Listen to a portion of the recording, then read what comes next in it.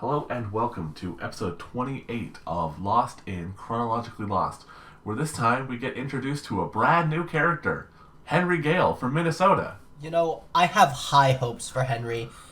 He just seems like a regular dude, down on his luck in a bad situation. Only problem with him is that he was a rich man, so we're gonna eat him, but other than that, he's great. Yeah, there's no funny business with Henry. I'm actually going to give them this. Ben, the actor they picked, I don't know if this is just... The way I look at faces might sound completely insane, so sorry if I sound insane here, but he has a kind of weird-looking face, and the way I looked at him always before was just kind of in terms of, like, the shape of his nose and certain things. He just has a very distinctive face, and then yet now, he looks... The way they kind of framed him when we see him now looks more... like, just kind of, like, regular dude-ish, like kind of like Paul Giamatti.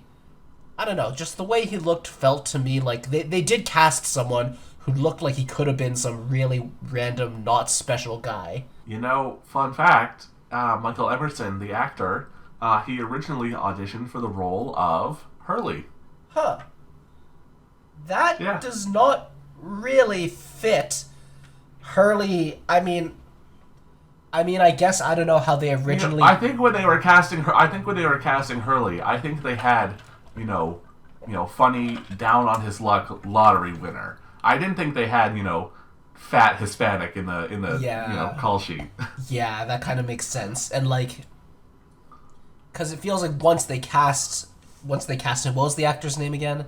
Michael Emerson. No, Hurley's. Oh, Jorge Garcia. Yeah, Jorge Garcia. Once they cast Jorge Garcia... Everything falls into place. He has such a strong presence, he just made Hurley what it is. So anyway, we left off right when things were getting crazy. I have a bad memory, so for the last few episodes, I keep, forgetting where we left off, and I'm not really sure how it's going to start. And then the moment I see it, I'm like, oh yeah, we left right in the middle of something big. Yeah, we were on a cliffhanger. Yeah. So the others are kind of holding up the group. Yes. And we see Alex. Alex. She is right there. She's talking to Kate. And we asking definitely get a vibe where she's the good one. She's not a bad person. And I'm guessing all that Alex stuff is in a flashback Michael got later on. Yep. Yeah. Just makes sense. So in the middle of that, we get a plotline that I liked where Hurley thinks that Libby is cute. Okay, but before this, even, we get the most whack thing to happen in this show. I will say, this is the most... I say whack is in real life whack. Alright. So Hurley finds a Geronimo Jackson record, and he says, have you ever heard of Geronimo Jackson? And everybody he's talking to says, no. And people, who were watching the show, they were like, I've never heard of this. Who is it? And people were asking about it. And they're like, oh yeah, it's this this very unknown band from the 70s. They only made one record. We just found it at a used record shop and blah blah. They just we don't really know what happened to them. Anyway, they continued this lie for years. Geronimo Jackson doesn't exist. It's made up. They hired a different band to make the music that they play. So it was just pointless. They were just They messing. were trolling for absolutely no reason. Yeah, but that's the best kind of trolling. Anyway, we have Charlie, he's hoping that Claire misses him. Yeah. And Saeed says that the music is depressing. We barely hear it, I thought, but it kind of was. And they just kind of casually tell Saeed, yeah, they went to chase Michael, and Saeed is just like, what the fuck? Right. So then we go to the group with the others, and the main one they're talking to, his name is Tom. Gives a very pretentious speech. Oh, yeah. About, when you go into a man's house, do you take off your shoes? Like, bitch, they didn't want to come to your house. They got here by accident, and they want to leave. They're trying to survive, and you took one of their kids. You could literally if you had literally just let them leave, none of this would have happened. You have the power to let people leave. You could just put them on the submarine. And I get it. Maybe they think the island brings people here for a reason. We can't just let them leave. But then they're still assholes about it. Right. So then we have Jack first tries to call his bluff, there's more of us than there are of you, but and no, there's not. There's a lot of them. All the torches light up, and the guy's like, We're drawing a line. You don't come over the line and give us your weapons. Which isn't too bad because we have plenty more weapons back at the hatch. But, like we talked about, why not just get Jack to come and do surgery now? Why do all of this just to say don't cross the line? Why not just get Jack? Especially because their whole plan was, like Ben said, we're going to capture Jack, Kate, and Sawyer. And that's going to be the plan. You have Kate. Jack and Sawyer are right there. And you have more people and just guns. Take them. Just take them. You know, like... Yeah. Well, now we have Alex asking, Michael about Claire's baby and everything, so she knows about that whole plot line. She clearly cares on some level. She's the good person, one of them. And I guess I'm interested in seeing how that goes. So anyway, then they just give in to all the other demands and whatever. And then so, Jin and Sun have a whole scene and everything where he says, I don't like, being told what to do. And she's like, yeah, buddy, I know. Fucking sucks. And then we have the Walk of Shame back. Man, we get a little talk about how Jack was definitely just sexist toward Kate, and Kate's asking for forgiveness. The thing about Jack being overprotective of Kate, I think the reason it feels so odd to me is that I feel like it never is a part of his character or how he sees her until there's something in the plot happening and he has to tell Kate to not join them. It's also, but at the time, I'm glad you at least have this opinion. Because a lot of people, this whole situation, the one they're mad at is Kate. They're like, he told you to stay back. Why would you have to follow them? What? Yeah, I know. Anyway, then we have a scene of Charlie being jealous that Locke is helping out Claire. Even though, as we see, It's literally... It's a weird thing to be jealous over. And, they do acknowledge it a lot later that he's mad at Locke for taking the father role, but he has no right to the father role either. It's still weird. Yeah. So then Jack goes to talk to Ana Lucia about training an army. And I'm going to tell you, this plotline really doesn't go anywhere past the whole thing where they think Jack and Anna have something to do with the very next episode. Yeah. But, it didn't feel like it was going to go anywhere by the end of these episodes we watched for this. Anyway, we then get something that I immediately know is a dream sequence because you've told me how some flashbacks are just dream sequences. And I just want to mention, I think Liam gets Voltron as a present, and that is actually relevant again, which is neat. Is it relevant? I think it has faded back into, not relevant anymore again. Okay, it's like a couple years ago it was. I feel like. Yeah. See, even if it's not as relevant now as a couple years ago, it's still like something with a fandom now. Everything I've seen about that fandom tells me I don't want to interact with it at all. Yeah, it heard like they had some drama. Anyway, Charlie got a piano, and so here's my question. I think his mom says that, Father Christmas gave him the gift, but then he hugs his mom. Why would you hug your mom for the gift if you think Santa gave the gift? She didn't do shit, according to what you understand. I don't understand Christians. Anyway, then we suddenly get Liam in a diaper, and whole dream, he has to save people, has to save his family, and the baby's inside the piano, and he freaks out, and it's all nothing. Can you guess what the flashbacks were for this one? I know he was doing heroin in them. There are a lot of flashbacks where he's doing heroin. I don't know which is which. It's the ones that's really focused on his brother, like how his brother didn't show up to see his baby get born, and then fails at doing the diaper commercial, and then sells the piano to go get rehab for himself. That was such a dick move. Anyway, he goes to talk to Claire and gives some diapers, and she doesn't actually tell him to fuck off immediately, which, well, we'll get plenty of that later. Yeah, he does try to talk more, and she's just like, no, don't do this. So then we have Hurley asking Sawyer about Livy, because that's cute. Yeah, I mean, honestly, now that she's, more clean and not living jungle life, she does look pretty good.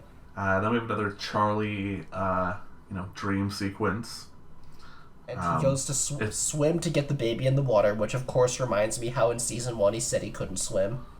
Even though I don't know why that's anyway. And then we have his his mom and Claire dressed as religious imagery, saying you have to save the baby. And then, of course, Hurley walks in as literally Jesus. Which, I mean, you know what? If anyone on the island was going to be Jesus, I'd like it to be Hurley. Yeah, I'd take Hurley over Jacob. And that's nothing wrong with Jacob, just Hurley is Hurley.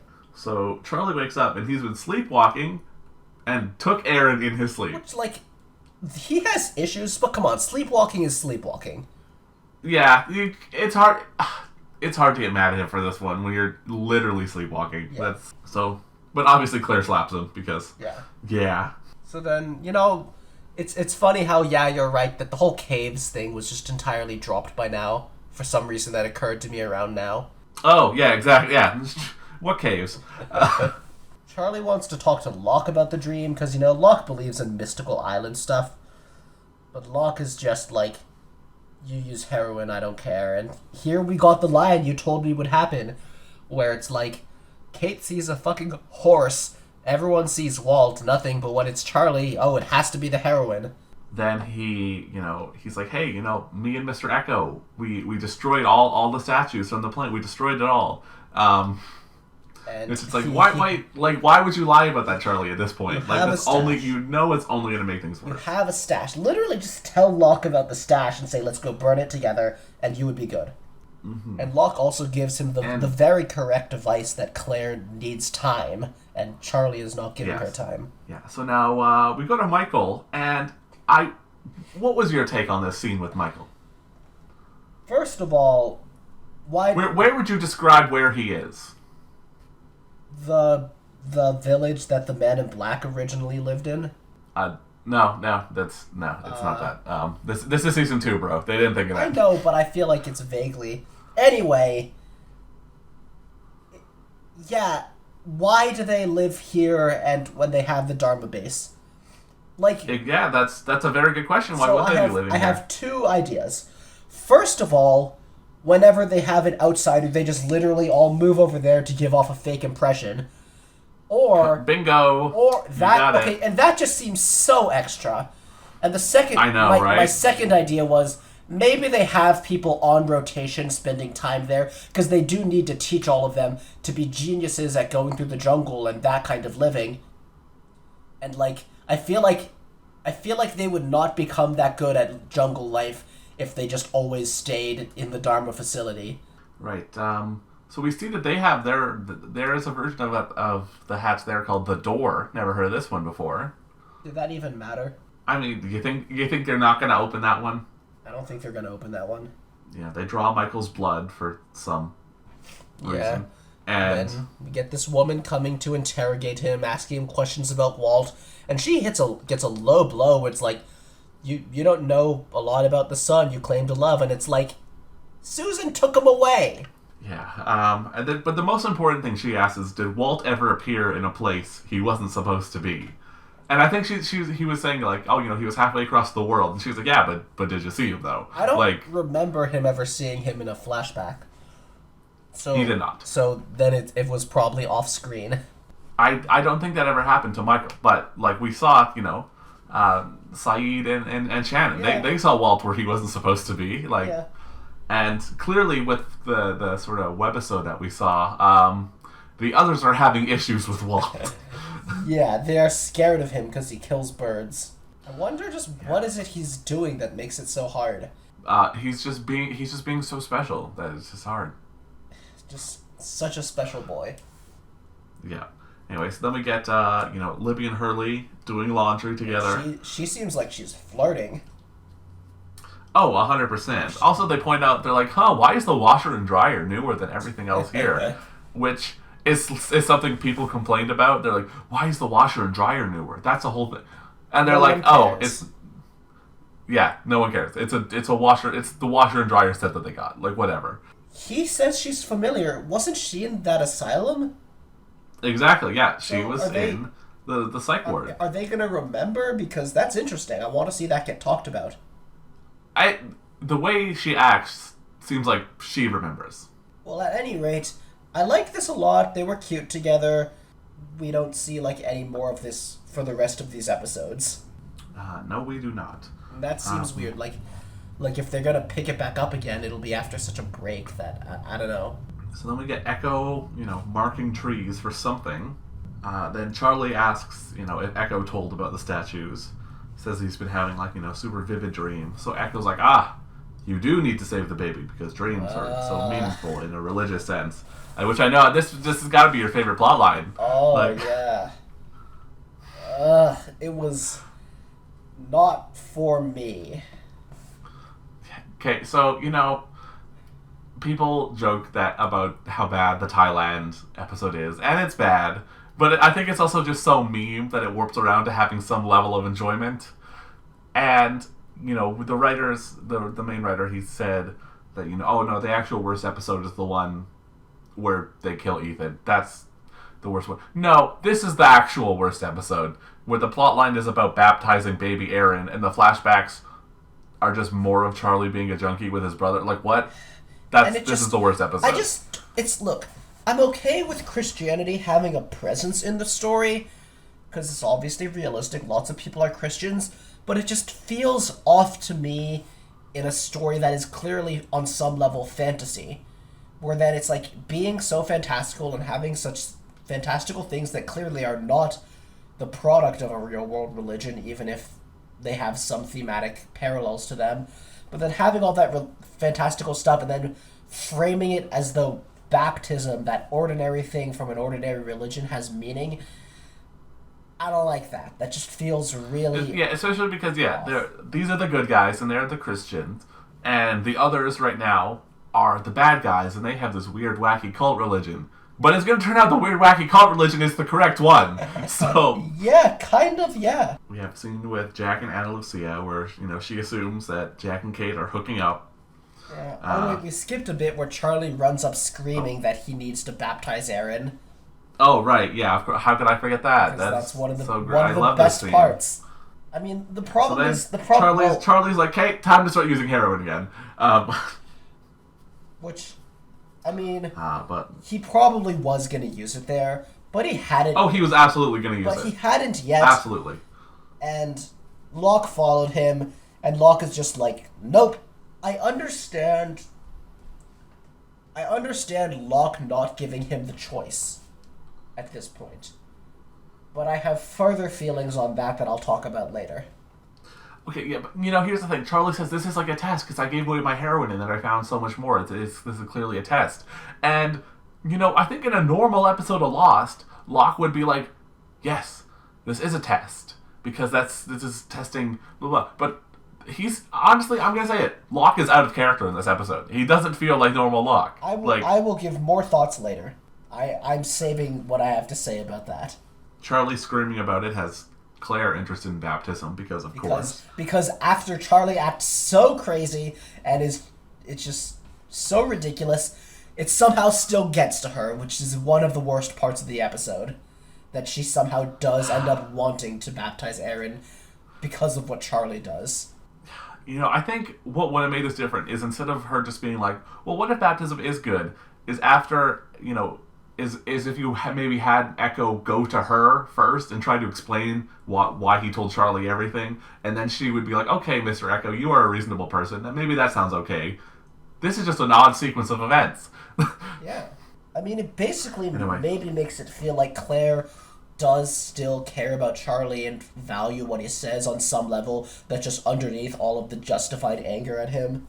I mean, at a certain point... you could make an argument that the actual father of the baby is better than Charlie, because at least he wasn't on drugs. Okay, no. Okay, come on. Charlie's at least trying. Okay. That dude just left. Yeah, I'll take that back. So Charlie sets a fire so that he can then steal the baby in a chaos, which is just like, Charlie, what the...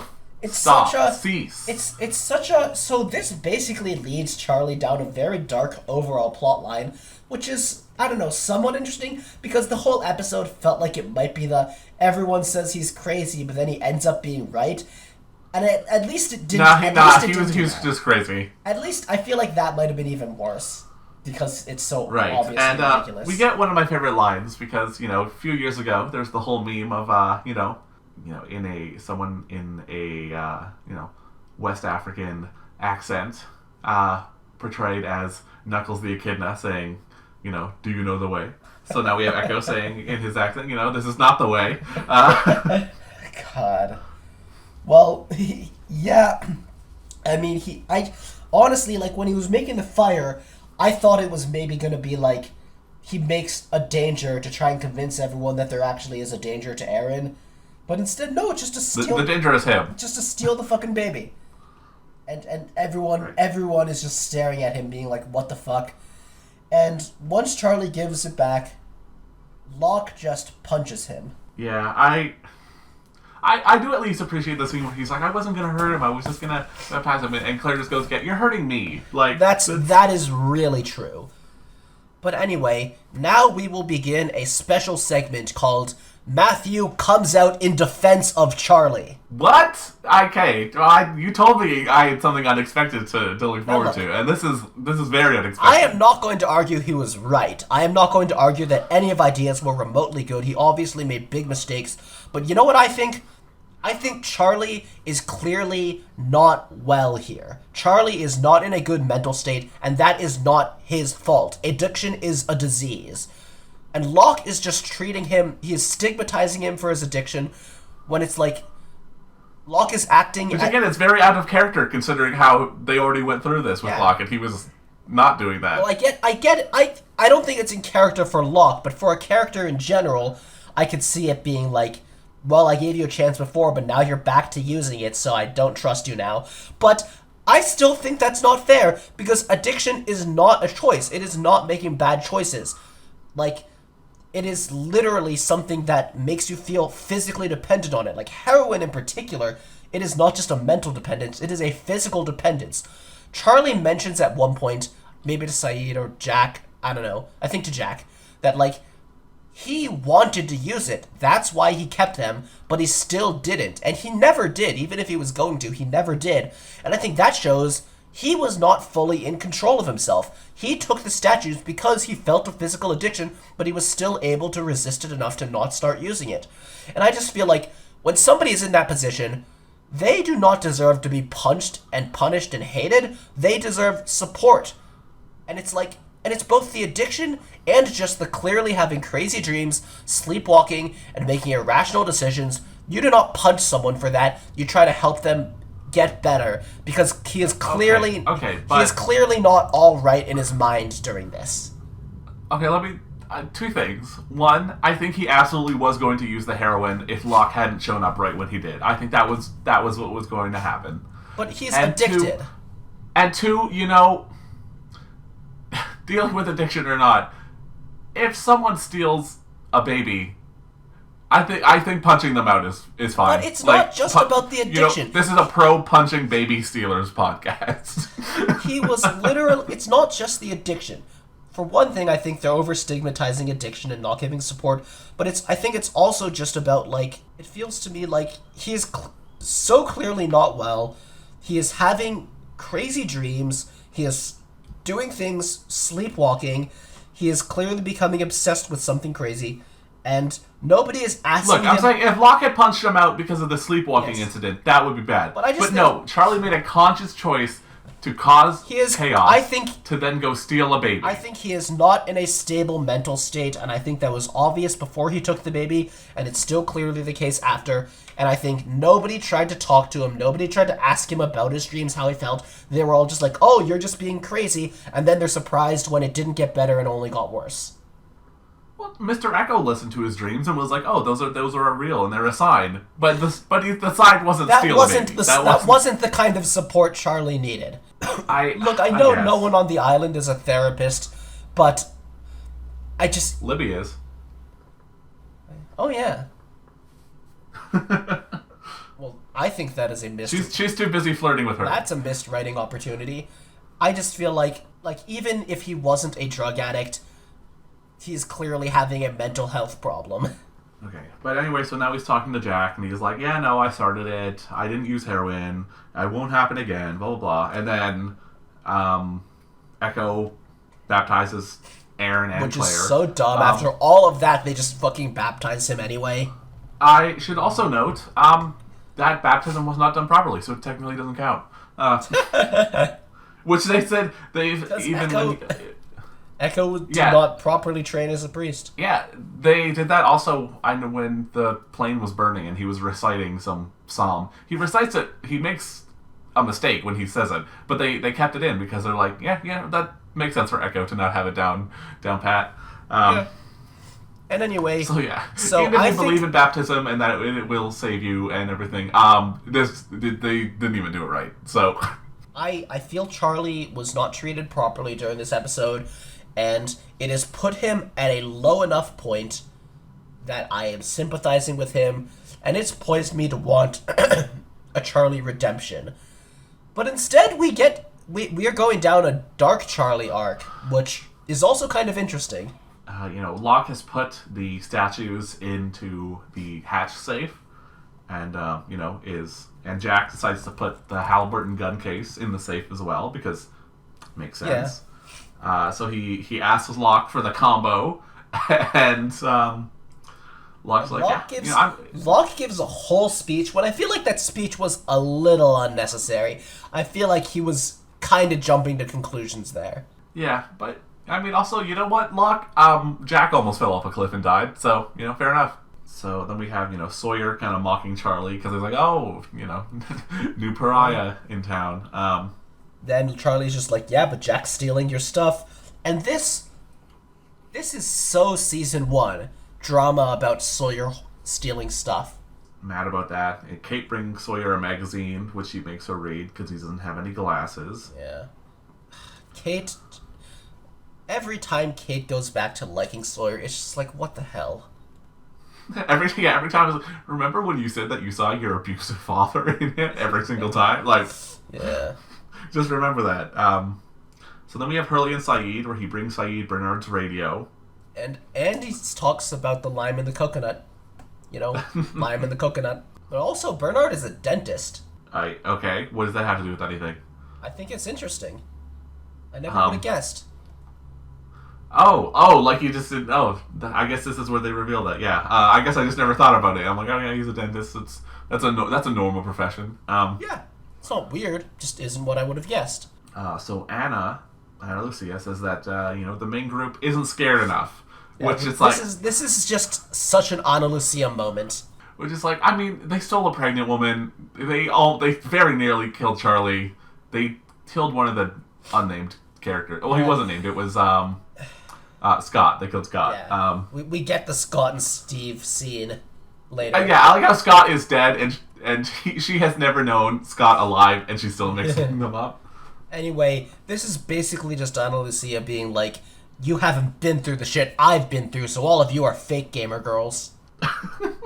I mean, to be fair, they did go through worse things. They had 9 people kidnapped and anyway, then we get a sun scene where Vincent shows up, then there's super fake TV Rain, and then she just gets kidnapped. Yeah. And you really got baited by this. Yeah, I know thought it would be Ana you Lucia. messaged me being like, I want to say before I see that come, but it was Ana Lucia. No, I thought it was. I thought it was, and I guess she isn't that bad, but. And then what it is interesting, and I honestly didn't expect it, but I also feel like it's kind of the show wasting time. I feel like this whole plot just would have fit better in season 1 and doesn't feel like it's as consequential as it should be. Or maybe it will be more consequential, but I don't know, it doesn't feel right to me. Yeah, so Sawyer and Kate find her, and, Locke questions the entire scenario because it is highly suspicious. Because she was just taken and then just suddenly dropped. Mm-hmm. Yeah, they're like, really, Sun got away from the others, Yeah, and then, what am I saying? Sawyer is investigating and he looks at the hood and he's like, this is a different weave than the one they had on UK. And I'm like, how the fuck would you know? But, okay, it does end up making sense in the end. But also the sense is like, if Kate couldn't get away, Sun is not getting away. Oh, yeah. And Kate is asking Jack how well he knows Ana Lucia. And I was with Kate. And what do you think the flashbacks for this whole segment were? I don't know. Probably Sawyer ones. Okay, yeah. Which Sawyer ones? Probably one showing one of his scams and something that it was just him doing something like that and him being clever. Maybe something with Cassidy. That's right. It was the first one with Cassidy where he. So does that end with him betraying her? Yes. Yeah. So the whole thing is that in the flashbacks and in the current day, he's pulling a long con. Pulling a long con. It's like, yeah, he really is a cold, bad person. Which I feel like also it's important to someone remember. noted. I've just been reading the trivia for this episode. So way back when, when he and Kate played Never Have I Ever, he said that he never wore pink. Yet in the flashback with Cassidy, he wears one of her pink shirts in the scene. So I don't think he would remember. I don't think he would remember, but liar Sawyer, we gotcha. Add that to your list of lies. So I'm kind of skipping ahead here, but I think my take overall is that they write Sawyer inconsistently, not in a bad way, just that sometimes he's a bad person, and sometimes just like, sometimes he's just with the good guys trying to fight the others, or like, cute with Kate. But I think it's important to remember, Sawyer, his character has not really developed yet. He has yet to change much, and that's not necessarily a bad thing. I think it says a lot that he still hasn't changed. But the Sawyer who is willing to be a bad person and do bad things for his own gain, he is still that person. Yeah, so now, we have Jack questioning Anna about it, because now even he's suspicious of her, even though it wasn't her. So then, Sun wakes up, she didn't see anything, and Jin asks for a gun.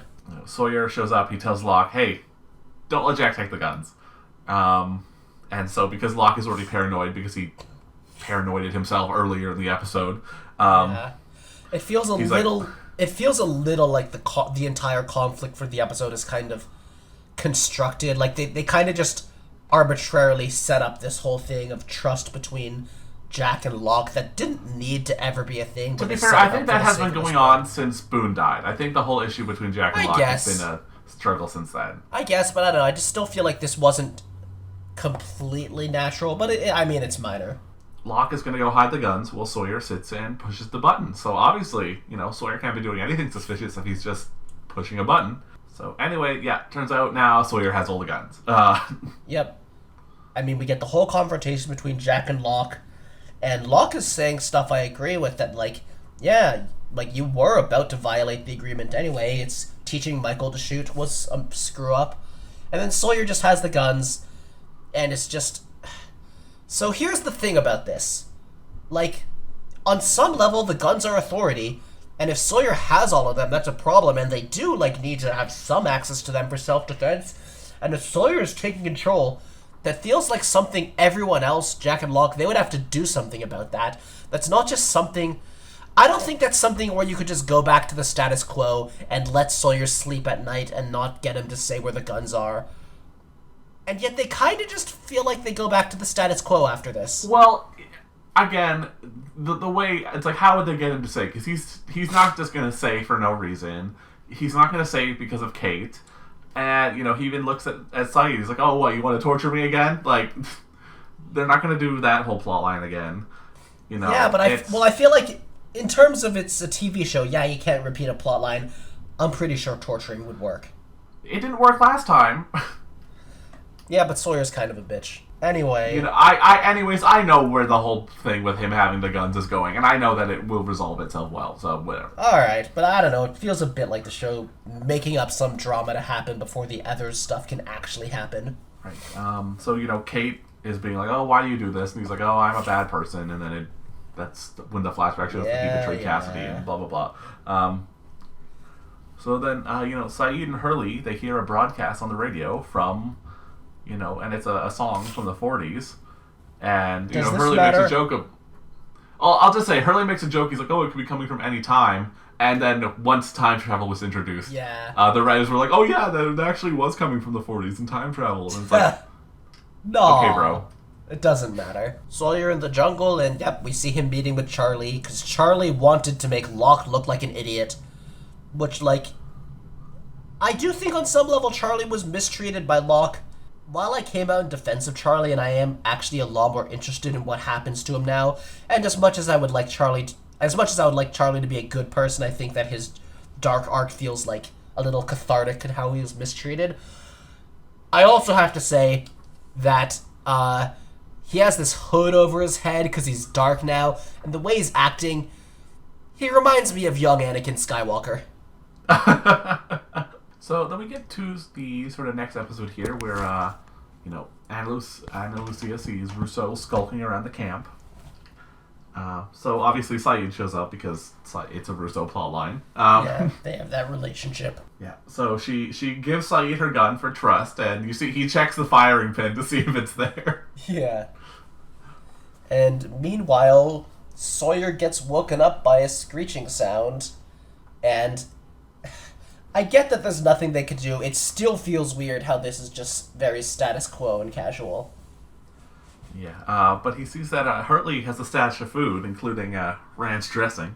Yeah, which it feels a little odd after that whole plotline of Hurley not wanting to be like the guy in charge of food distribution and how. But this is also explaining why he still looks how he does, because he's been hoarding food. Yeah. Also, I just want to say, do you remember the Fine Brothers, the YouTube channel? Yeah. Why? So before they became React and just do this terrible, say what you will about reaction videos, they do not make good ones. Anyway, before that, they did a lot of Lost content, actually. They had the figurines from the show, and they would make, little comedy skits, and they've all been taken down now. I barely remember, but I remember they had one where the end of it was they put the Hurley figurine, and it was like he was drowning in just like a normal container of ranch dressing, and had him just sink in it. And I don't know why, but every time the ranch dressing comes up, that's all I can think of is seeing Hurley's face slowly disappear below the ranch dressing line. Well, anyway, we do get Sawyer asking Jin for help, and I think there's this nice moment of Jin just being like, "Why the hell would I help you after what you did?" Yeah, exactly. Yeah, nobody's helping him. Danielle has been in a trap. She has caught him. Yeah. So, I would find it to be the single funniest thing in the show if, just by complete bad luck, Ben just actually stumbled into one of her traps while on a walk. But it wouldn't make sense for it to be that, because then more of the others would have just come and found him. They would have known he was missing and found him. So it's not that. So here's the thing. This is definitely just his plan. Well, officially, the Lost Wiki says that this is an unanswered question as to whether or not he wanted to be caught. Really? And, your whole thing about all the others would come. Again, we saw in the Pearl, I don't know if you noticed, but the Pearl has cameras that can see the hatch. So when he got captured, they could just go to the Pearl and be like, oh, he's okay, we'll just watch him from here, make sure he's fine. Which is also how I assume they were contacting Michael when they knew to contact Michael, when Michael was the only one at the computer and everything. Yeah. I don't think he planned to get caught. It doesn't make any sense that he would get caught. But think about it. He stole Danielle's baby. And we know how bad Danielle wants that baby back. Yeah. He has to bank on Danielle not recognizing him, and Danielle still just not shooting him because he's because why would Danielle not kill him? Like, what? And then has to bank on Danielle giving him to the main group, and then he has to bank on the main group not kill. That's too many things to bank on. You couldn't.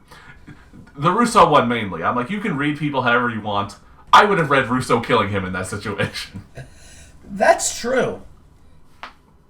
So I have to imagine that he has now gone into Plan B of this scenario. It doesn't make sense either way, I think. Because, even as a plan, I still have to point out, why not just take Jack and Kate and Sawyer earlier? Why do all of it? Because I'm sure this will lead to them being taken, but it's so convoluted.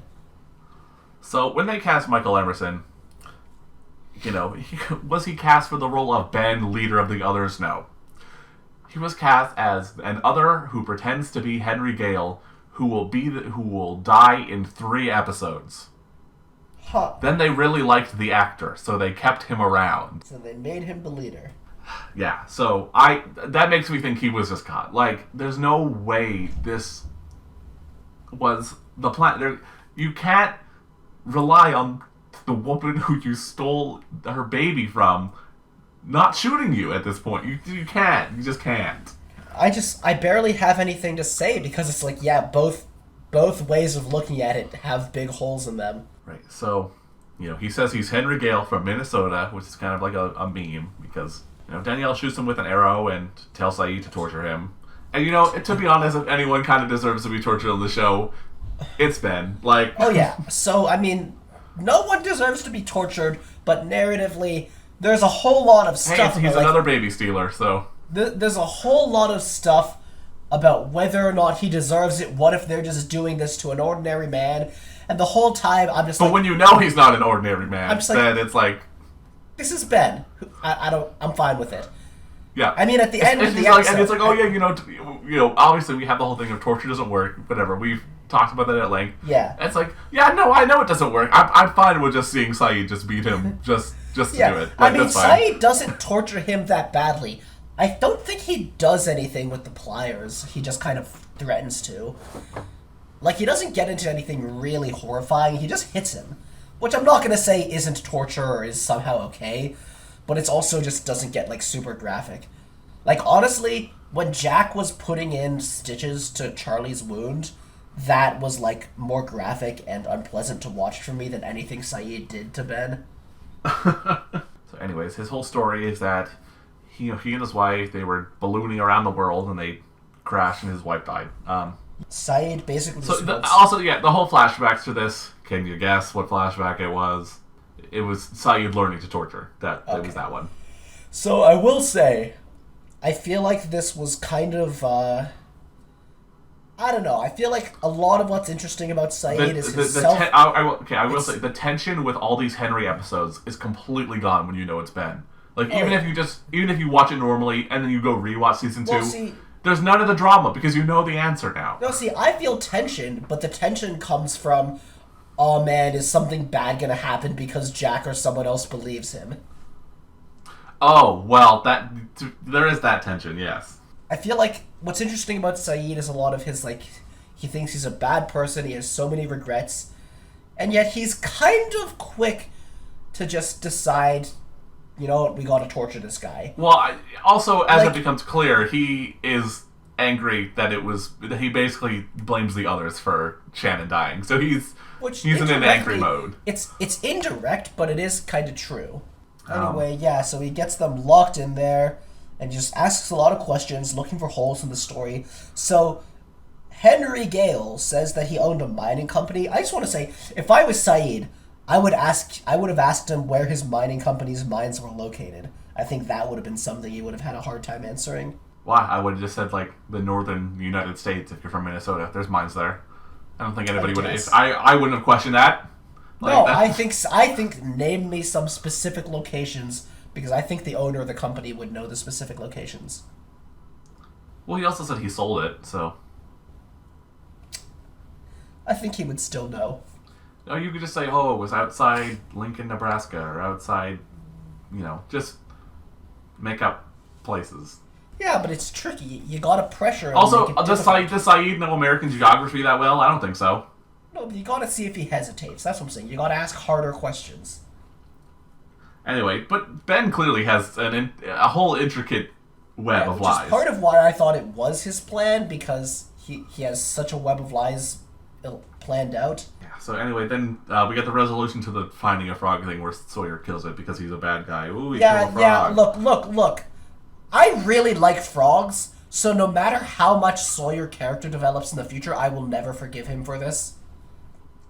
Yeah, it's anti-baby stealer, anti-frog killer podcast. Yes. Frogs are the coolest. Anyway, where the hell is Desmond? What do you mean? He left. Yeah, but I just really thought he would be like a Season 2 character. But he just disappeared. I know, yeah. Well, I guess that would require things to happen in Season 2. Yeah, exactly. You know what? It's fitting. Desmond even flaked out of being a major character during Season 2. Yeah. And anyway, Ben starts spinning more lies, and the point where Saeed really starts not believing him is where he says he doesn't remember how deep he buried his wife, I think that is true. I don't think Ben was going to admit it there. I don't think you can call him out and he'll give up the game. But, I mean, I think Saeed it's justifiable for Saeed to think he's right. because Saeed's like, yeah, no, you would remember, because... So anyway... And then we have a whole thing where the button starts counting down, which of course everybody who's watching wants to know what happens. And they get it at the last second, and we see goddamn Egyptian hieroglyphics, which is the most bullshit thing they've done. And then Saeed says, yep, no, Ben is another, Henry is another, because I didn't feel bad over what I did. Yeah, so. Which, honestly, yeah. Yeah, no, Saeed is right. If everyone just listened to Saeed, things would go well. Yeah, Saeed is a good dude. And he's making a point about how he has not forgotten how bad the others are, and Charlie hasn't either. And I don't know how that's going to connect to Dark Charlie's plotline, but I think it is maybe interesting, except that I know that Henry Gale is probably not going to be resolved until the season finale. Well, I don't know. It's kind of complicated. I think it's just they needed someone on Saeed's side, because Jack and Locke are going to argue over whether or not they can trust Henry, but you needed someone on the side of do not trust him. Yeah. And I think they didn't want it to just be the guy who tortured Henry. So, I'd ask you what you think is going to happen in these next few episodes, but considering we just got Ben basically introduced to the main plot, we're gonna have more Ben doing stuff, and it's probably gonna be him mostly pretending to be a regular guy. Yeah, he's gonna be Henry Gale from Minnesota. Yep. I mean, I'm sure once he reveals himself, it will be cool, and I think it'll. I mean, thing is, I know what's gonna happen. He's gonna threaten. Trust me, when you see what this ultimate plan is, it makes even less sense. Oh yeah, I'm sure the plan itself will not make sense, but I think that I know that he's gonna make Jack do surgery, and I think once we actually get to that point, it'll hopefully be more interesting. Yeah. It won't. But are they not gonna take them to the others' facility then? You'll see where they take them. Okay, here's my guess. Because I don't think they show the others' facility yet, because we saw that shot where we see it when they see the plane crashing. And I think you said that was the season 3 opener? Yes. So the Nikki and Paulo scene where we hear them talking about the plan is also in season 3.